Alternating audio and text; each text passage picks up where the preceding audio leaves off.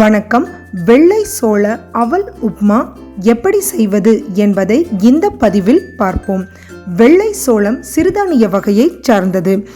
நார்ச்சத்து நிறைந்தது, புரதச்சத்து நிறைந்தது, கொழுப்பு குறைவாக உள்ளது, பி வைட்டமின் மற்றும் நுண் ஊட்டச்சத்துக்கள் நிறைந்த இந்த வெள்ளை சோளத்தில் அவல் செஞ்சு அந்த அவலில் உப்மா எப்படி செய்கிறது அப்படிங்கிறத இந்த பதிவில் பார்ப்போம். இந்த வெள்ளை சோள அவல் லேசான அவல் கிடையாது, கொஞ்சம் ஹார்டாக தான் இருக்குது, கொஞ்சம் கெட்டியாக தான் இருக்குது.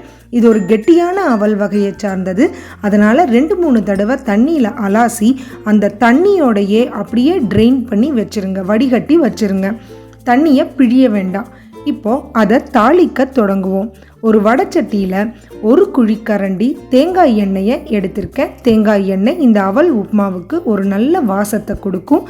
எண்ணெய் சூடானதும் அதில் 1 தேக்கரண்டி கடுகு சேர்த்துருக்கேன். கடுகு பொரிஞ்சு வரும்போது 1 தேக்கரண்டி உளுத்தம் பருப்பு, 1 தேக்கரண்டி கடலைப்பருப்பு சேர்த்துருக்கேன். இது கூடவே ஒரு 1/2 இன்ச் அளவுக்கு இஞ்சியை பொடியாக நறுக்கி சேர்த்துருக்கேன். அப்போ தான் இஞ்சியோட வாசம் அந்த தேங்காய் எண்ணெயில் இறங்கும்.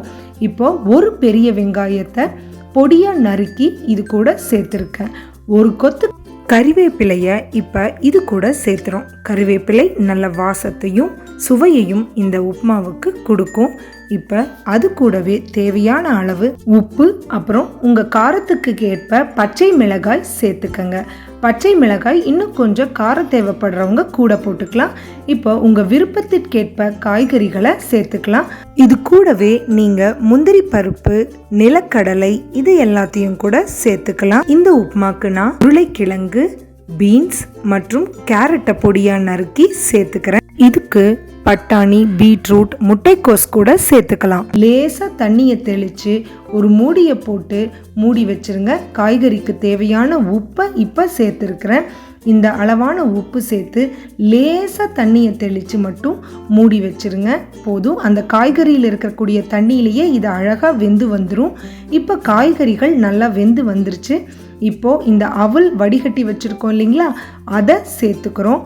இப்போ அவலை சேர்த்து இந்த காய்கறிகளோட நல்லா கலந்து வர்றாப்படி கீழே மேலே அந்த உப்பு எல்லாம் சேர்ந்து ஒன்றா கலந்து வர்ற மாதிரி நல்லா கலக்கி விட்டுக்கங்க. இந்த உணவை காலை நேரத்தில் நம்ம சாப்பிடணும். அப்போ தான் எளிதில் ஜீரணமாகும். இந்த அவலுக்கு கொஞ்சமாக தண்ணியை தெளித்து விட்டு 1 நிமிடம் போல் இந்த ஸ்டவ்வில் வச்சுருக்கணும்.